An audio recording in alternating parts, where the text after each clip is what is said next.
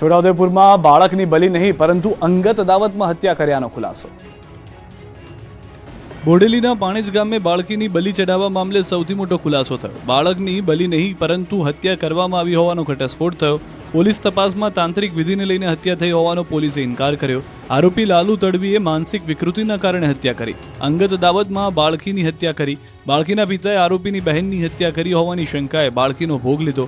હાલ બાળકીનો પરિવાર શોકમાં છે, ત્યારે સંખેડાના ધારાસભ્ય અભયસિંહ તડવીએ પીડિત પરિવારજનની મુલાકાત કરી આરોપીને કડકમાં કડક સજા થાય તેવું પોલીસને સૂચન કર્યું। સાથે જિલ્લા ભાજપ પ્રમુખ ઉમેશ રાઠવાએ કહ્યું કે અંધશ્રદ્ધામાં ભોળવાતા હોય તેવા લોકોને ખુલ્લા પાડવા જોઈએ અને આવા લોકોની અમને જાણ કરવી। ગરમી વધતા સુરતના ગામડામાં 16 દિવસમાં 5થી વધુ વાહન આગનો ગોળો બન્યા। આકાશમાંથી આગના ગોળા વરસી રહ્યા છે। ડામર રોડ પર પીગળી રહ્યા છે, ત્યારે સુરતના ગ્રામ્ય વિસ્તારના વાહનોમાં આગ લાગવાની ઘટના વધી છે। માત્ર 16 દિવસમાં સુરત ગ્રામ્યમાં 5 વાહનો ભડભડ સળગી ઉઠ્યા। લાખો રૂપિયાની મોંઘીદાટ કારો આગનો ગોળો બની ગઈ। રોડ પર ધ બર્નિંગ કારના દ્રશ્યો સામે આવ્યા। કાર, એક ટેમ્પો, એક ટ્રક, એક ટ્રેલર અને એક કન્ટેનર આગમાં બળીને ખાખ થઈ ગયા। આ આગની ઘટનામાં 4 ડીઝલથી ચાલતા વાહનો અને એક સીએનજીથી ચાલતી કારનો સમાવેશ થાય છે।